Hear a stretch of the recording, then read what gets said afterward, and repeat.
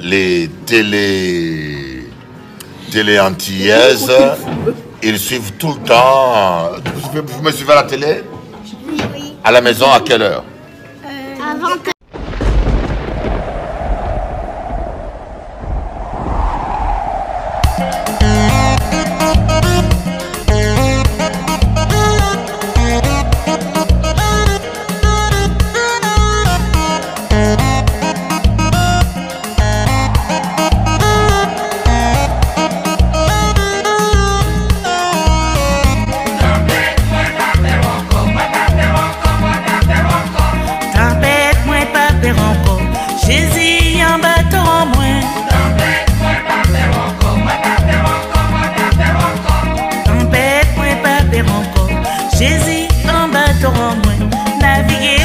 Naviguer, parole bon Dieu c'est pour solo moi. En grande l'eau moi qu'à naviguer, cet esprit qu'a dirigé moi. Tempête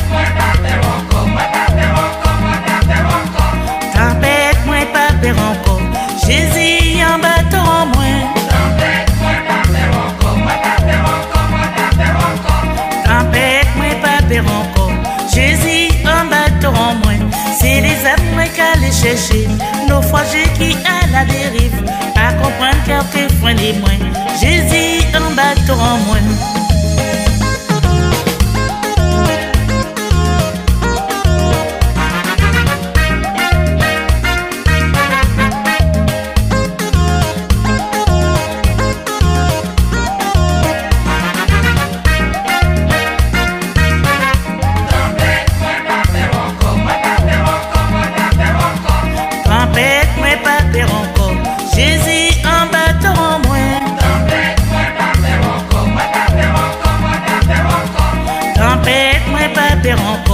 Jésus en bateau en moi, avancez moi qu'à avancer, ténébrable envahi moi, avancez moi qu'à avancer, Jésus c'est lumière en moi. Tempête moi pas peur encore, Jésus en bateau en moi. Tempête moi pas peur encore, Jésus en bateau en moi. Moi voyez filer là devant, moi voyez filer là à gauche, moi voyez filer là à droite, Jésus remplit libre en moi.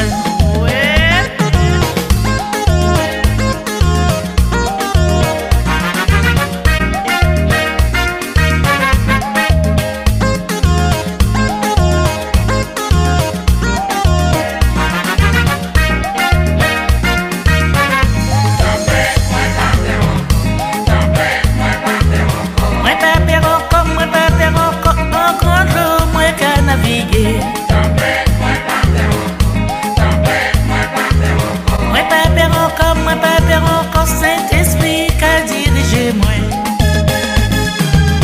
Yeppa, Wapso, Anouale, Yeppa, Wapso, Anouale. Écoutez moi tempête, moi j'ai pas les barres traversées, moi qu'à traverser.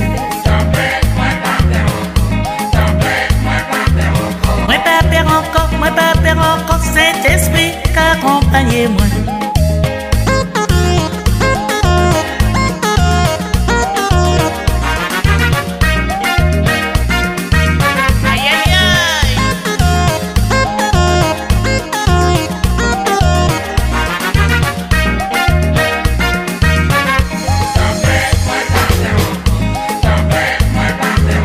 Moi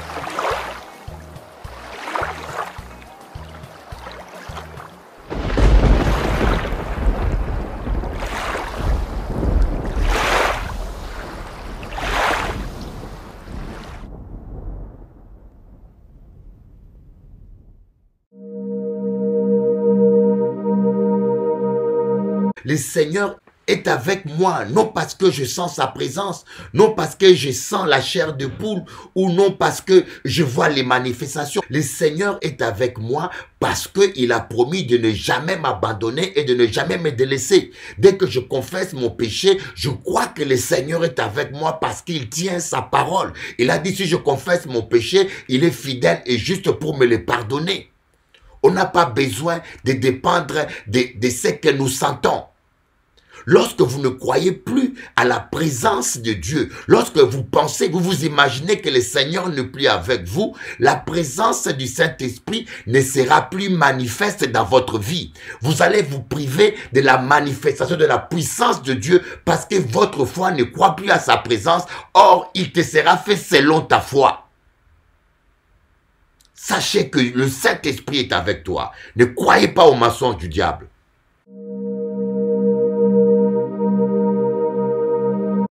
La Bible dit que Dieu a un plan de paix et de bonheur pour vous.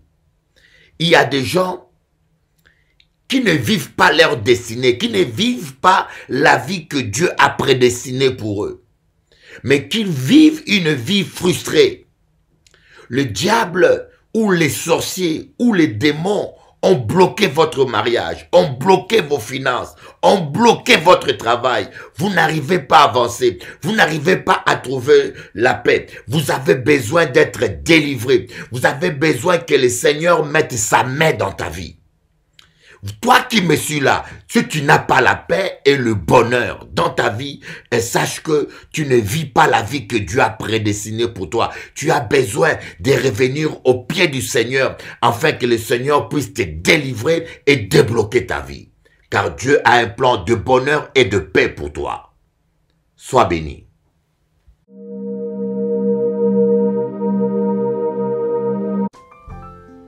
Tu boiras. Oh my God. Je dis, Seigneur, je n'ai jamais compris ça comme ça. Et le pain, c'est la parole. Les corbeaux vont t'amener le pain. Et deuxièmement, deuxième chose, mais pourquoi Dieu n'a pas envoyé des colombes? Mais pourquoi Dieu n'a pas envoyé l'aigle prophétique? Pourquoi Dieu n'a pas envoyé les colombes? Mais Dieu a envoyé des corbeaux, des oiseaux impurs. Oh my God, my God, my God, my God. Regardez, dans Lévitique chapitre 11, verset 13, on dit quoi? Voici parmi les oiseaux ceux que vous considérez comme abominables et dont vous ne mangerez pas. L'aigle, l'orfraie, l'aigle de la mer. Lévitique 11, 15. Toutes les espèces de corbeaux, ils sont considérés comme impurs. Mais Dieu utilise cet oiseau impur pour donner à manger à son prophète. Heureusement que Élie était obéissant. Il n'a pas discuté. Il n'a pas dit à Dieu, mais non, je ne comprends pas. Je ne suis pas d'accord avec toi. Élie était obéissant à Dieu. Il n'y avait pas à débattre. Dieu peut utiliser des païens.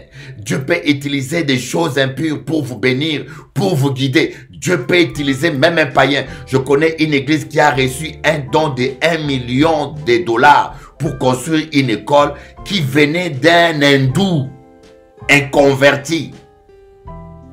Dieu peut utiliser un païen pour vous bénir. Dieu peut utiliser même un païen pour vous parler. Dieu a parlé à Balaam par un âne qui est répété, têtu et rebelle. Mais Dieu a utilisé un âne pour parler. Pareil, pour connaître les niveaux de la mer, Noé a utilisé un corbeau. Vous voyez, les gens voient le mal partout, le monde, le mal partout. Mais non, arrêtez. Arrêtez avec votre esprit religieux. Faites de l'Éternel votre berger. Laissez Dieu vous guider. Laissez Dieu vous conduire. Laissez Dieu vous guider et laissez Dieu vous conduire. Vous n'allez jamais les regretter. Ne marchons pas d'après les on dit. Ah, les gens ont dit. Ah, les gens veulent ça. Ne soyez pas esclaves des gens. Laissez-vous conduire par le Saint-Esprit. Aujourd'hui, beaucoup de chrétiens sont conduits par la chair. Ils sont conduits par la convoitise. Ou ils sont conduits par eux-mêmes. Ils prennent des décisions sans le Saint-Esprit. Ils ont réduit le Saint-Esprit qu'aux prophéties. Ils ont réduit le Saint-Esprit au tremblement. Ils ont réduit le Saint-Esprit au parler en langue. Bonjour, chers amis téléspectateurs. Bonsoir bonjour pour ceux qui sont à Tahiti, bien sûr, ou en Nouvelle-Calédonie. Et bonsoir pour ceux qui sont à Paris et aux Antilles. Je tiens bien à vous dire que nous sommes suivis aux Antilles, Nouvelle-Calédonie, jusqu'à l'île de la Réunion, avec le bouquet orange, et sur toute la France métropolitaine par le bouquet Free sur le canal 932 et sur Bouygues dans le canal 407. Alors, pour moi, c'est une joie de pouvoir vous apporter la parole de Dieu, de pouvoir partager avec vous l'évangile de Jésus-Christ. Pour moi, c'est une grande bénédiction. Alors, je voulais simplement vous dire quelque chose de très important, quelque chose de primordial. La Bible dit, car Dieu a tant aimé le monde qu'il a donné son Fils unique, Jésus-Christ, afin que quiconque croit en lui ne périsse point, mais qu'il ait la vie. Dieu a tant aimé le monde. Et nous voyons que ce monde est en train de périr. En passant si vous savez que ce monde est en train de périr, que l'homme est en train de détruire la planète Terre. Les animaux sont en train de souffrir. Même les systèmes économiques qui régissent ce monde est basé sur l'injustice. Moun la qui riche, toujours plus riche, et moun la qui pauvre, toujours plus pauvre. Et ce monde est dirigé par la méchanceté. Ce monde est régi par la méchanceté. Et je suis convaincu qu'il y a assez d'argent, il y a assez de nourriture pour que tous les êtres humains dans cette planète puissent manger. Sauf que cette nourriture et cet argent est mal réparti, mal distribué. 1% de la population mondiale est très très riche. 1% de la population mondiale détient plus de 80% des richesses de ce monde. C'est pour cela que nous avons parlé de la crise économique. La crise économique n'est rien d'autre que la conséquence de cette injustice économique, politique et sociale. Et vous voyez toutes ces guerres injustes. Par exemple, en Ukraine, les gens sont en train de mourir. Je pense que je ne suis pas le premier à vous en parler ou à vous expliquer. L'apôtre Paul dit dans Timothée, dans le dernier temps, surgiront des temps difficiles. Dans le dernier temps, surgiront des temps difficiles. Les gens deviendront ennemis des gens de bien. Des gens seront cruels.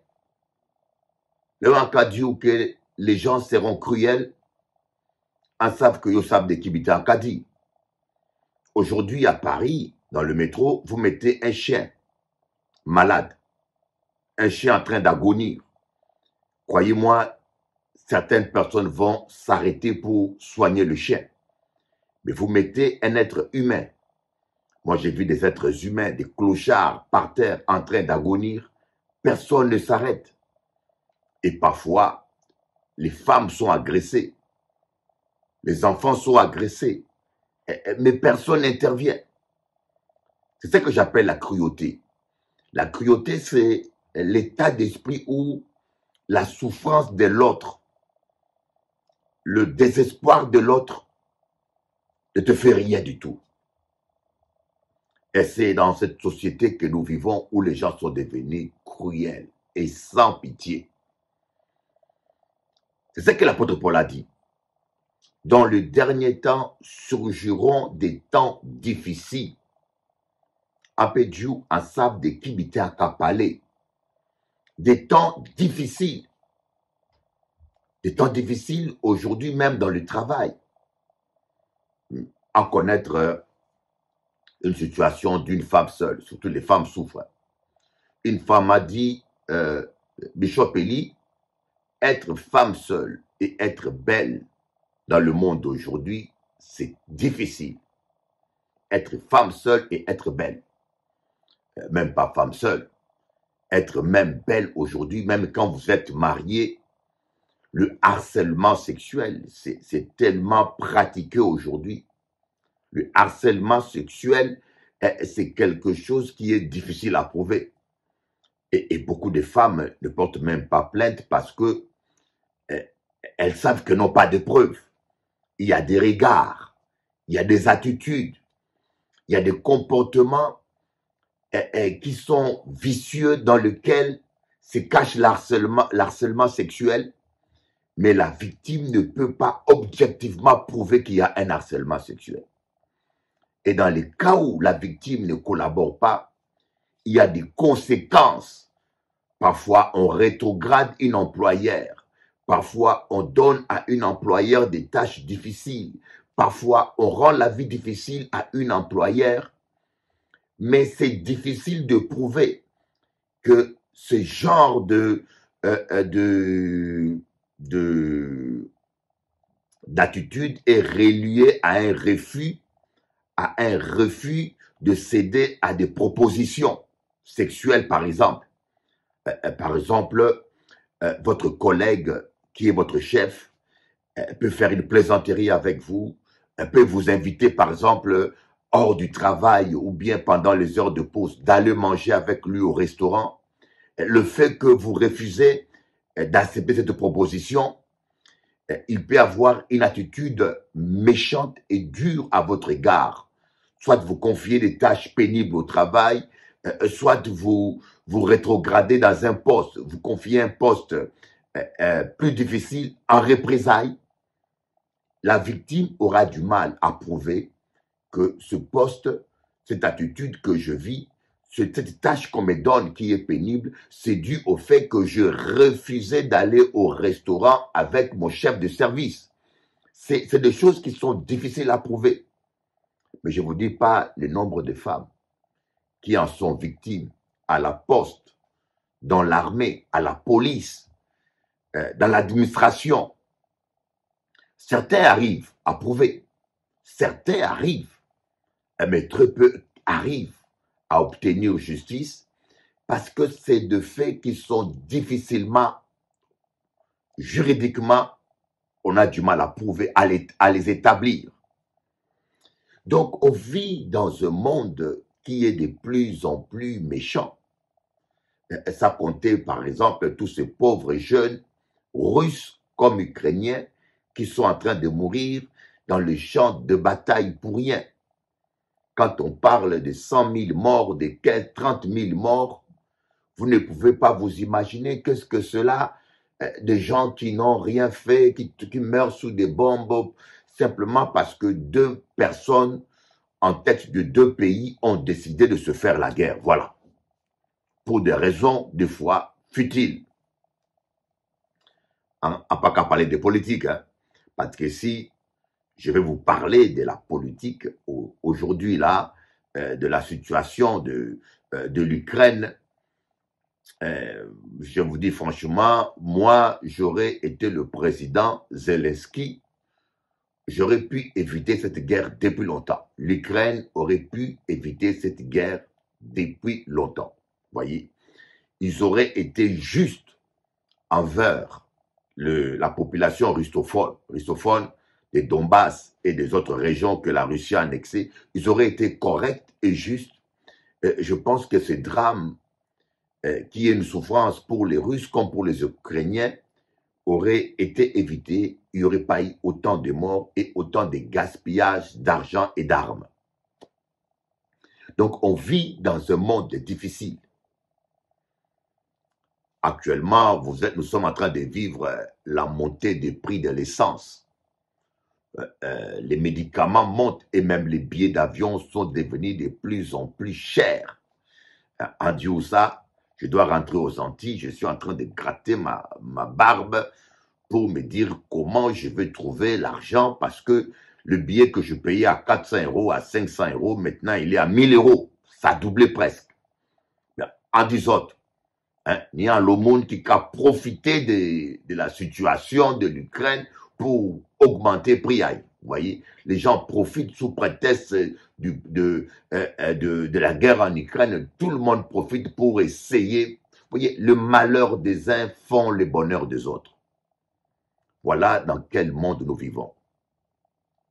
Sans oublier les mamans qui doivent élever leurs enfants, les mamans qui doivent éduquer leurs enfants, surtout les mamans seules, des familles monoparentales.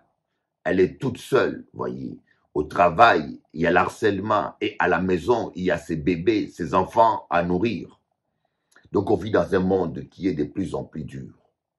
Le monde est en train de périr, sans parler du réchauffement climatique. Aujourd'hui, si la planète Terre est en danger, ce n'est pas à cause des grenouilles, ce n'est pas à cause des moustiques, ce n'est pas à cause du lion, parce que le lion, lui, il tue pour manger. Le lion, quand il a tué, il a mangé, il est rassasié, il ne tue plus. Le lion tue pour manger. Donc, l'homme est le seul animal qui tue par méchanceté. L'homme est le seul animal, quand on parle, on classe des êtres vivants, c'est le seul être vivant qui tue par méchanceté, pour se venger. Le lion, lui, il tue parce qu'il a faim, et c'est cruel, mais il tue pour vivre. Et nous voyons qu'aujourd'hui, la vie sur Terre est menacée à cause de l'homme. Est-ce que vous savez ça? Quand vous me parlez du coronavirus, je pense que vous savez vous-même que coronavirus est un virus fabriqué, trafiqué. Coronavirus, c'est un virus qui sort de laboratoire. On a voulu nous faire croire qu'il vient de la chauve-souris, mais c'est complètement faux. Il vient des laboratoires, vous voyez. Et il s'est échappé dans un laboratoire en Chine. Ça, c'est ma conviction, vous voyez. Et aujourd'hui, nous avons la presse qui nous manipule.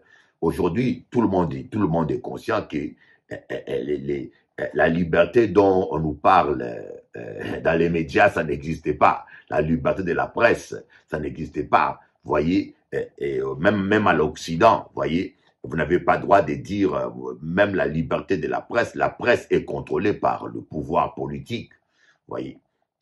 Parce que la personne qui est le responsable de la presse, il est sous influence d'un certain parti. Tout est compliqué. Mais la Bible nous dit, car Dieu a tant aimé le monde qu'il a donné son Fils unique, afin que quiconque croit en lui ne périsse point, mais qu'il ait la vie. Léo bon Dieu a dit, afin que quiconque croit en lui ne périsse point. Yo a dit, mais je ne péris pas. Ah oui, je peux vous dire, le monde, les êtres humains sont à l'agonie. Les êtres humains sont à l'agonie. Il y a des gens que vous voyez debout là, qui marchent, mais qui sont à l'agonie. Il y a des gens, combien de hommes qui sont réellement heureux aujourd'hui sur Terre? Le cas dit, ah mais, monsieur erré parce que monsieur ni grosse voiture. Un monsieur erré parce que monsieur ni allo maîtresse. Monsieur erré parce que monsieur ni grande maison, grande case là. Vous voyez, derrière de belles vestes, de belles chemises, se cachent de grosses dettes, se cachent de gros chagrins, se cachent de gros soucis. Et je peux vous dire, le bonheur ne se trouve pas dans le matériel. Regardez vous-même le nombre de divorces auxquels on assiste aujourd'hui. Regardez vous-même le nombre de divorces. Les gens se marient. La Bible dit que celui qui trouve une femme trouve le bonheur, n'est-ce pas? Mais combien d'hommes et de femmes sont vraiment sentimentalement épanouis et heureux? Je parle avec des couples. Il y a tellement de divorces. 30% de mariages en France. Je ne dis pas 37%. Je crois que c'est entre 30 et 37% de mariages en France finissent par les divorces. Et les autres même qui écouté moi là, en passant si heureux. Toi qui m'écoutes là, bouga moi. Madame qui m'écoute, monsieur qui m'écoute, je ne sais pas si tu es heureux. Mais je sais qu'une grande partie des êtres humains sont malheureux. Sont malheureux. Sont pas épanouis sentimentalement. Aujourd'hui, les histoires d'amour amènent plus de soucis, plus de tracas, plus d'inquiétude, plus d'angoisse qu'autre chose. Beaucoup d'histoires d'amour finissent mal. Vous voyez? Et donc, l'être humain cherche le bonheur. Je pense que toi, tu cherches le bonheur. Je ne connais pas un seul homme qui ne veut pas être heureux. Je ne connais pas un seul homme qui ne veut pas être heureux. Mais c'est quoi le bonheur? À qu'à poser une question, c'est quoi le bonheur? Le bonheur, à qu'à ba une définition à moi, une définition biblique du bonheur. Le bonheur, c'est un état intérieur dans lequel règne la paix, la joie et la justice. Comme je le dis en référence à la parole de Dieu qui dit « Le royaume des cieux, ce n'est pas le manger et le boire, mais c'est la paix, la joie et la justice par le Saint-Esprit. » Alors là où nous avons parlé du royaume des cieux, ça veut dire l'atmosphère du bonheur. Et Jésus-Christ dit le royaume des cieux vient au-dedans de vous. Donc le royaume des cieux, c'est un état intérieur. On n'est pas heureux parce qu'on est dans un château.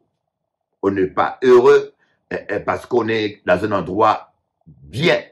Mais on est heureux parce qu'à l'intérieur de nous, il y a la paix, la joie et le bonheur.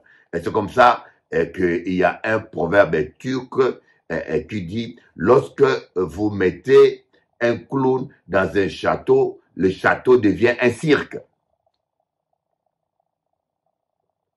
Voyez, c'est vous qui changez votre environnement. Le bonheur ne vient pas de l'extérieur. Le vrai bonheur vient de l'intérieur. Le bonheur ne vient pas de l'extérieur. Des fois, on est convaincu que la personne qui a beaucoup d'argent est heureux. Moi, j'ai rencontré des milliardaires. Je vous dis, Bishop Eli, et je ne vous dis pas, je vous dis sans mâcher mes mots. J'ai rencontré des milliardaires. Un milliard. Plusieurs milliards. Mais je n'ai pas vu le bonheur en eux. Je n'ai pas vu le bonheur en eux. J'ai rencontré des gens qui ont peu d'argent, qui ont peu de moyens, mais je les ai vus avec le sourire, avec la joie de vivre. Je les ai vus plus heureux que des milliardaires que j'ai rencontrés. Vous comprenez ce que je vous dis? Le bonheur ne vient pas de l'argent. Le monde est en train de périr. Le monde est en train de périr. Et pourquoi? Parce que nous nous trompons. Nous cherchons le bonheur là où il n'y a pas le bonheur. Tu cherches le bonheur derrière le sexe. Mais à Pédiou, le sexe n'apporte pas le bonheur. Le sexe apporte le plaisir.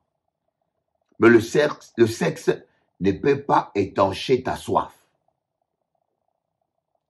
Bogamo, dis-moi, depuis que tu cours les femmes, tu vas d'une femme à une autre. Est-ce que tu es déjà rassasié? Pourquoi tu t'arrêtes pas? Vous voyez, les hommes, ils vont d'une femme à une autre, ils courent à gauche, à droite, ils ne sont pas rassasiés. Maintenant, ils sautent les hommes les uns sur les autres. Après avoir fini les femmes, maintenant, par leur désir de recherche d'un plaisir inexistant, ils vont maintenant sortir hommes, femmes entre femmes, mais ils cherchent un plaisir qui leur échappe.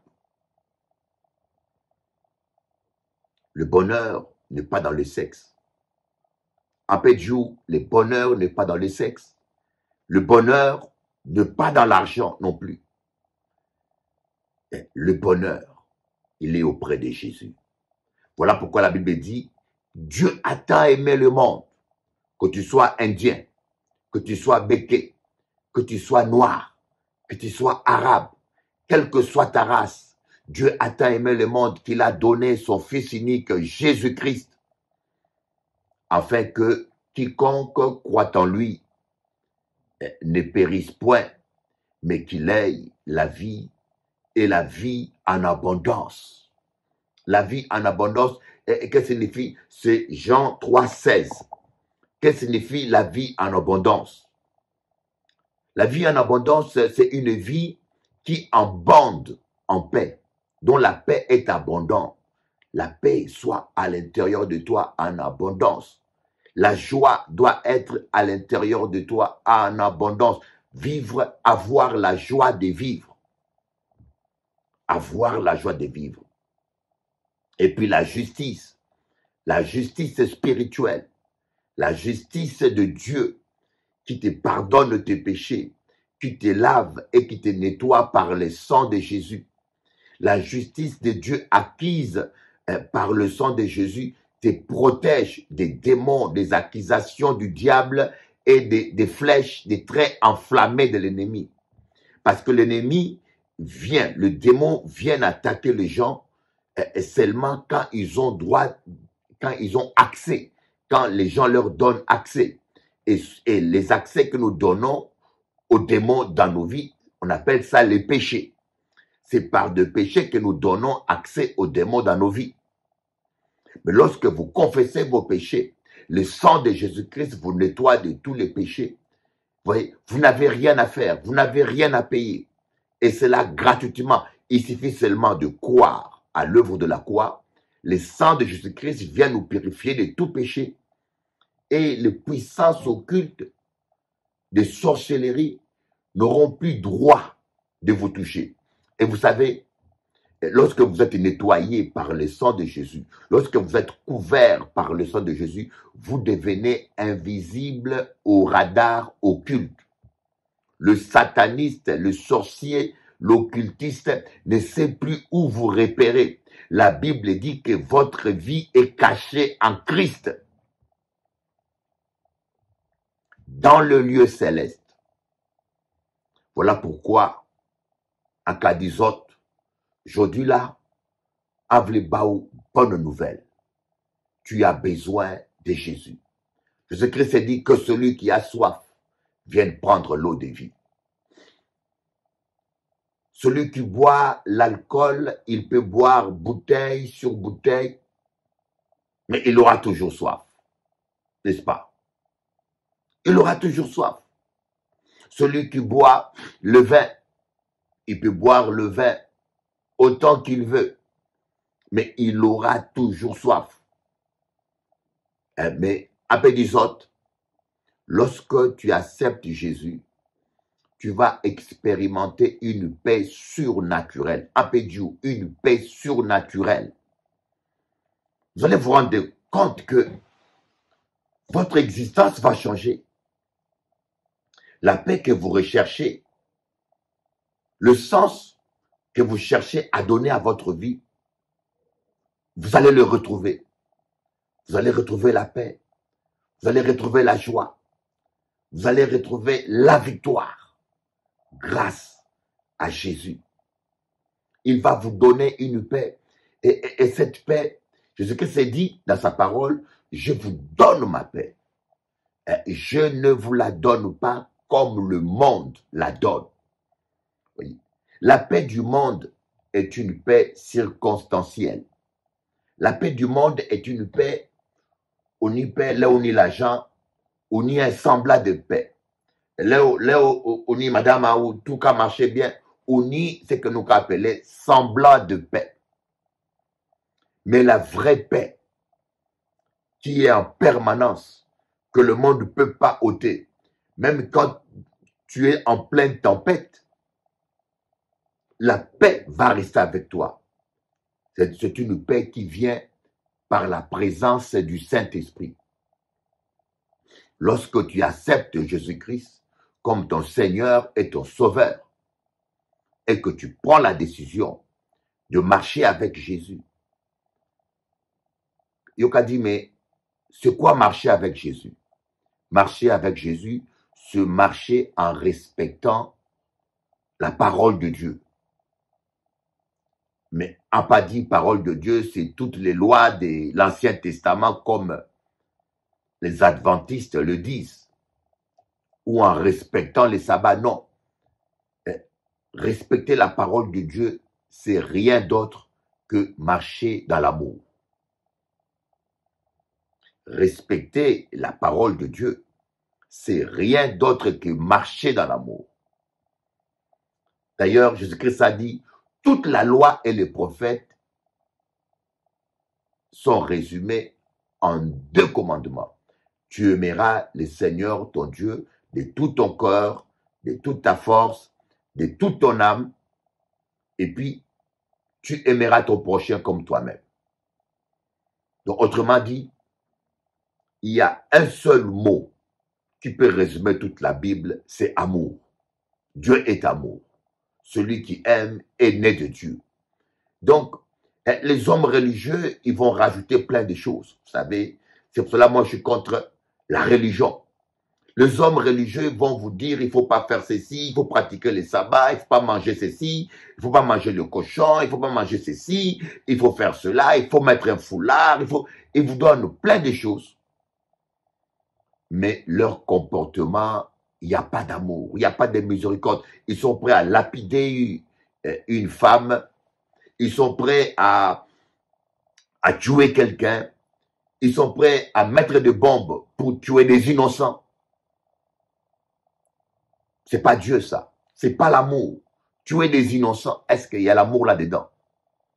C'est ça la religion. La religion peut rendre des gens plus méchants encore. La religion peut rendre des gens plus cruels encore. Donc, lorsque tu décides d'accepter Jésus-Christ dans ta vie, croyez-moi, le Saint-Esprit viendra habiter en toi et il mettra la paix de Dieu en toi. Tu connaîtras la paix. Tu connaîtras la joie. Croyez-moi. Les gens de ce monde, ils ont la joie lorsqu'ils gagnent au loto. Il y en a qui veulent avoir la joie et ils n'arrivent pas à trouver la joie. Et qu'est-ce qu'ils font? C'est la raison pour laquelle certaines personnes vont se droguer pour échapper au stress et aux soucis de la vie, vivre dans une certaine euphorie, dans une certaine illusion. Et lorsque les effets de la drogue terminent, ils atterrissent dans la réalité et c'est tellement difficile qu'ils ont encore envie de décoller et ça devient une dépendance et ça détruit la santé et la vie des gens. D'autres se livrent à l'alcool pour oublier un certain stress, pour oublier même échapper à une certaine angoisse. Et en fin de compte, en se donnant à l'alcool, ils deviennent alcooliques, ils deviennent liés par l'alcool. Vous voyez, ce sont des pièges dans lesquels les gens tombent. Et les gens, quand ils vont dans l'alcool, d'autres se livrent dans une vie sexuelle débridée. Et toutes ces fuites en avant, c'est parce qu'il y a un vide à l'intérieur de nous. C'est parce qu'on cherche cette paix par des moyens humains. Mais Jésus-Christ s'était dit, venez à moi, vous tous qui êtes fatigués et chargés, et je vous donnerai le repos. Je vous donnerai la paix. Je vous donnerai la joie. Et je vous rendrai justice. Je suis votre juste. Venez à moi, vous tous qui êtes fatigués et chargés. Bouga-moi. Dis-moi, où j'ai essayé? Où j'ai essayé? Réponds-moi. La vie, cette vie-là que tu as menée, en changeant de femme, cette vie-là que tu as menée en allant aux discothèques, t'amuser, t'amuser, t'amuser. Dis-moi, est-ce que vous satisfait? Dis-moi ça. Nous qu'à parler sincèrement en famille, est-ce que vous satisfait? Bah, moi, conclusion. Il y a un moment donné, il faut faire une conclusion. Je dis, mais où je vais? Où je vais? Qu'est-ce que je gagnais? Alléluia. Qu'est-ce que tu as gagné? Quel est ton bilan? Il y a un moment où il faut nous faire un bilan. Il faut que tu fasses le bilan, le diagnostic de ta vie. Qui côté yo calé? Quand yo voulait réellement? Et mais malheureusement, lorsque nous arrivons à se poser ce genre de questions, des fois la conclusion n'est pas toujours bonne. Et la conclusion est déprimante. La conclusion est tellement négative. Voilà pourquoi je vais te donner une solution. Jésus est la solution. En Dieu, cela est tellement simple, mais je peux te dire que Jésus est la solution. Jésus, vous savez, même pour le mariage, vous savez que la plupart des mariages, le vrai problème, c'est que deux personnes qui n'ont pas été prédestinées à vivre ensemble ne pourront jamais être heureux. C'est ça que les autres n'ont pas qu'à comprendre. Deux personnes qui n'ont pas été prédestinées à vivre ensemble ne seront jamais heureux. Ils vont essayer de cohabiter, mais le bonheur ne sera jamais parfait. Pourquoi? Parce que aujourd'hui, tu vois une belle femme, un beau corps, tu as dit je t'aime. Nous choisissons nos épouses sans consulter Dieu. Il y a des hommes comme des femmes. Il y a certaines femmes qui acceptent un homme parce que monsieur a dansé bien. J'ai entendu une femme qui m'a dit, je suis tombée amoureuse de mon mari parce qu'il dansait bien. Vous qu'à manger la danse, hein? Vous autres qu'à manger la danse. Vous autres qu'à manger la danse avec du colombo. Vous voyez? C'est ce critère-là qui n'est pas bon. C'est pour cela que je dis que les mariages de nos parents par commission, parfois, tenaient mieux que nos mariages d'aujourd'hui. Les mariages de nos grands-parents par commission tenaient bon. Pourquoi? Parce que lorsque le père voulait choisir une femme pour son fils, il regardait la famille, il regardait l'éducation, il regardait les habitudes, et puis il choisissait une femme pour son enfant avec des vrais critères. Mais maintenant que les enfants, maintenant, ils ont leur choix, et des fois, nous choisissons avec des mauvais critères. Hein? C'est comme un homme qui me dit à ma femme, je l'ai choisi quand j'ai vu ses postérieurs. Quand j'ai vu ce postérieur, comment c'était bien fait, je dis, c'est ça la femme qu'il me fait. Les autres, qu'à manger ça. Hein? Tu vas vivre déçu. Tu connais même pas le caractère de la femme. Tu connais même pas l'éducation de sa famille. Vous voyez, on couche avec le corps, mais on vit avec le caractère. Alors, voilà pourquoi j'ai dit que beaucoup de gens sont malheureux dans le couple parce qu'ils se sont choisis eux-mêmes. Mais lorsque tu laisses Dieu choisir pour toi, lorsque tu fais confiance à Dieu, tu demandes au Saint-Esprit de choisir pour toi.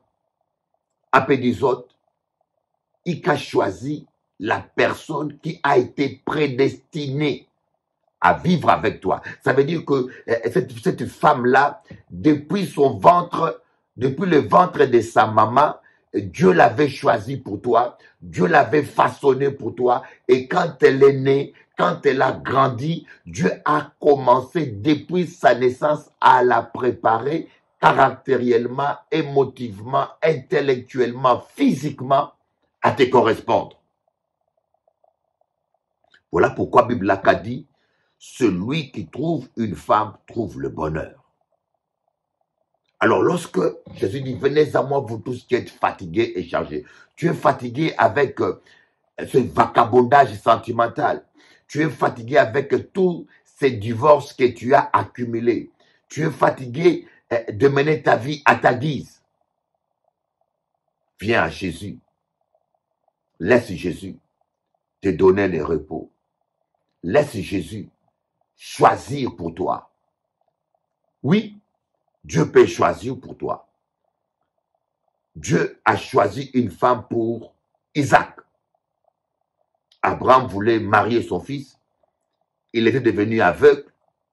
Il a demandé à son serviteur d'aller chercher une femme pour Isaac dans sa famille, dans son clan. Et la Bible nous montre comment le Saint-Esprit a guidé le serviteur d'Abraham pour qu'il puisse tomber sur Rebecca. Le Dieu d'Abraham, le Dieu d'Isaac, le Dieu de Jacob, il est ton Dieu. Dieu peut te guider. Voyez, au lieu de vivre, vous savez, lorsque vous allez d'un homme à un autre en tâtonnant, vous pouvez tâtonner toute votre vie sans jamais tomber sur la bonne personne. Parce que vous êtes en train de tâtonner. Si vous voulez vraiment que le Seigneur puisse vous marier, que vous soyez heureux, faites confiance à Dieu. Donnez la première place à Jésus et laissez le Saint-Esprit conduire votre vie. Et prochainement, Arca expliquer aux autres comment laisser le Saint-Esprit conduire votre vie. Le Saint-Esprit, il existe. Il est une personne. Vous pouvez attendre sa voix.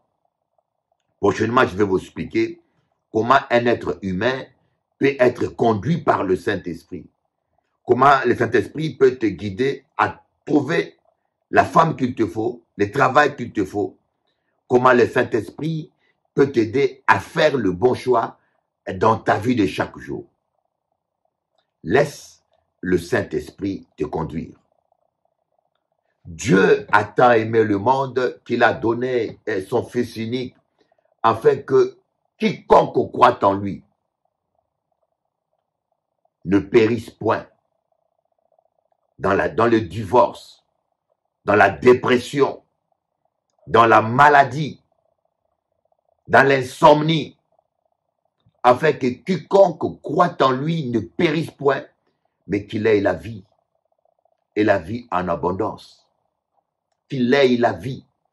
La vie éternelle ne commence pas au ciel. La vie éternelle commence lorsque vous croyez en Jésus et que vous acceptez Jésus-Christ comme votre Seigneur et Sauveur.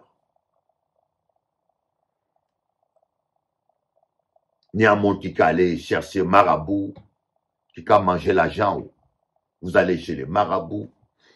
Vous savez, tous les voyants, les marabouts, les occultistes travaillent avec le diable. Est-ce que vous savez ça? Vaudou, mahémé, voyants, sorciers, tous ces gens-là travaillent avec le diable. Et quand vous allez consulter ces gens, sachez que vous consultez le diable. Venez à Jésus. Et puis, toute personne qui se dit pasteur et qui vous fait payer, c'est un charlatan. C'est un faux prophète. L'une des caractéristiques des faux prophètes, c'est l'argent. Moun la ka cherché à soutirer les autres de l'argent par tous les moyens. C'est comme les centres d'accueil. L'église brésilienne où on demande aux gens l'argent à bout de champ. À la fin de l'année, on dit aux gens de donner tout ce qu'ils ont. Vous pouvez vous imaginer, c'est la folie ça. C'est la folie, c'est du banditisme. Demander aux gens de se ruiner. Moun n'a pas ni projet immobilier, moun n'a peut pas acheter maison, moun n'a pas ni timonaï. Il faut qu'il vous donne tout l'argent qu'il gagne. C'est diabolique. C'est une secte. Cela ne vient pas de Dieu. Toute personne qui se dit pasteur ou homme de Dieu, qui vous dit de payer de l'argent pour une prière ou pour que ce soit, je vous le dis, moi, Bishop Eli, c'est un voleur, un escroc. Pourquoi on a dit ça? Parce que Jésus avait dit, vous avez reçu gratuitement, donné gratuitement. La délivrance, la prière, tout doit être gratuit. Même la parole de Dieu doit être gratuite. Je suis contre tout ce qu'on appelle conférence payante. Conférence payante, convention payante. Je suis contre cela. C'est diabolique, c'est du vol. Le Seigneur a dit, vous avez reçu gratuitement, donnez gratuitement. Et maintenant, en cas prier avec vous, nous allons prier. Si tu veux accepter Jésus-Christ, en Dieu, en pas qu'à parler de la religion, que tu sois catholique, que tu sois protestant, que tu sois évangélique, que tu sois baptiste, que tu sois adventiste, si tu veux accepter Jésus-Christ et marcher avec lui, c'est-à-dire marcher dans l'amour, répétez prière là, avec moi. Répétez parole là, répétez les paroles que je vais prononcer. Seigneur Jésus, je te demande pardon pour tout le mal que je fais ici-bas, pour tous les péchés que j'ai commis. Et merci de me pardonner. Parce que ta parole dit, si je confesse mes péchés, tu es fidèle et juste pour me le pardonner. Merci de me pardonner. Je te donne la direction de ma vie. Donne-moi le Saint-Esprit et dirige ma vie.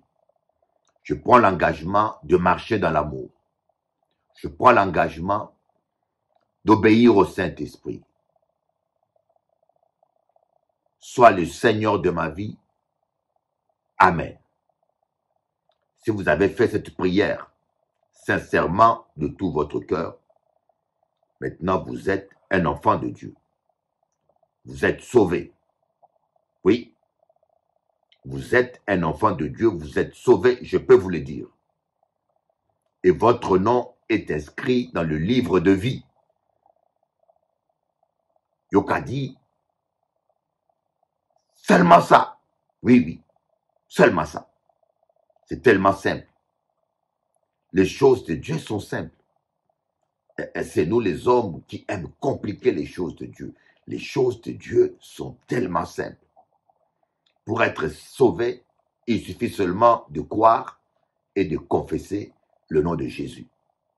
Et de prendre l'engagement de l'obéir. Et maintenant, le Saint-Esprit habite en vous.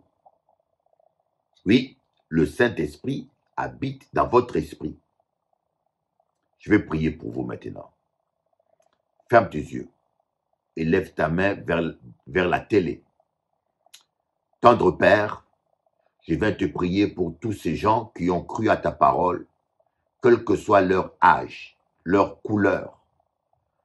Toi, tu vois dans le secret leur cœur. Ils ont cru à cette parole que je prêchais.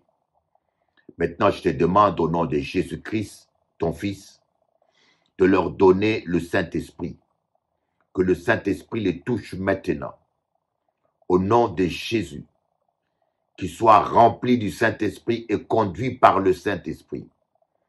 Je viens prendre autorité sur tout esprit de maladie, tout esprit de sorcellerie, tout lien ancestral, tout esprit qui ne confesse pas le nom de Jésus-Christ.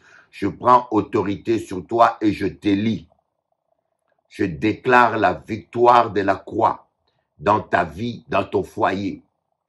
Seigneur, ta parole dit, car Dieu a tant aimé le monde qu'il a donné son Fils unique, afin que quiconque croit en lui ne périsse point, mais qu'il ait la vie.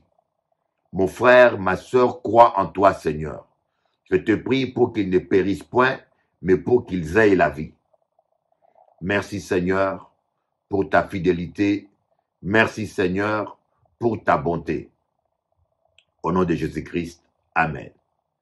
Que Dieu vous bénisse et on va continuer. Suivez le prochain rubrique.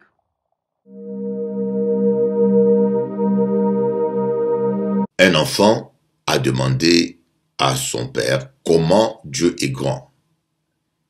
J'aimerais savoir la taille de Dieu.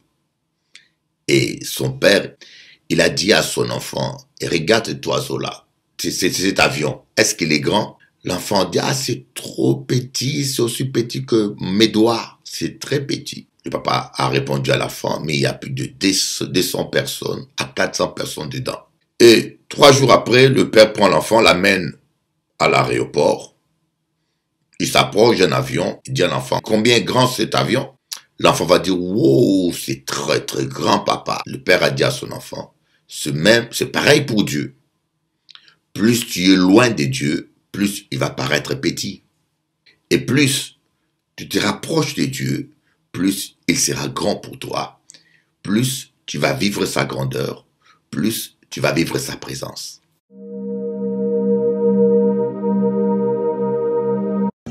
Apprends à accepter de perdre. Apprends à accepter de perdre ton manteau afin que Christ soit revêtu d'un manteau. Apprends à accepter de perdre ton argent. Apprends à accepter parfois de perdre ton prestige. Apprends à accepter même de perdre les honneurs, pourvu que le royaume des cieux avance.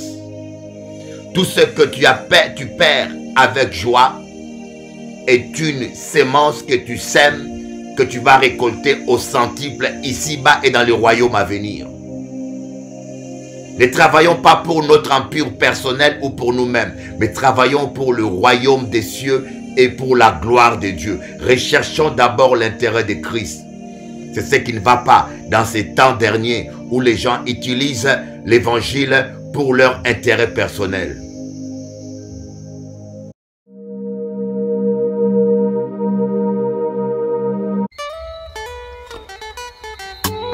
Bonne année.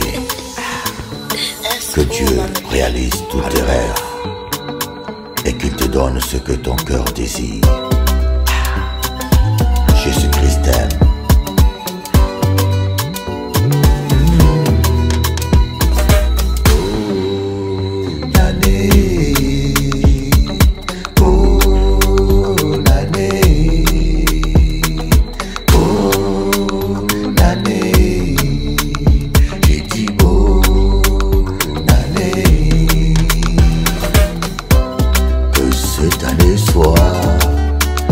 De réussite pour toi, mon frère. Que cette année soit une année de bonheur pour toi, ma soeur. Bonne année, chérie, bonne année, bonne année, bonne année. Happy birthday to you. Dieu a un plan de paix, de bonheur pour toi. Un plan fait d'espérance pour toi. Oublie ton passé, ma soeur. Jésus t'aime, le meilleur est devant toi. J'en suis sûr. Dieu va te bénir. Tu vivras la gloire de Dieu. Approche-toi plus de Jésus et tu connaîtras les bonheurs. Oh, nanae, mon frère, ma soeur. Nanae, Jésus t'aime, ma soeur. Nanae, je suis de l'amour. Nanae, le meilleur est devant toi. Nanae, il faut persévérer.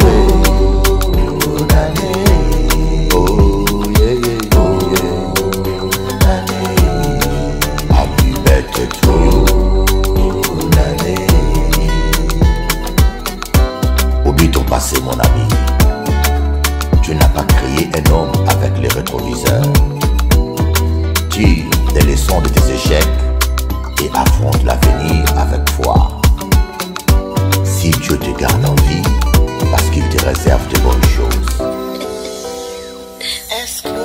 Le meilleur est devant toi. Avec Jésus, nous ferons des exploits. Je te souhaite une année 2023, pleine de réussite et de succès.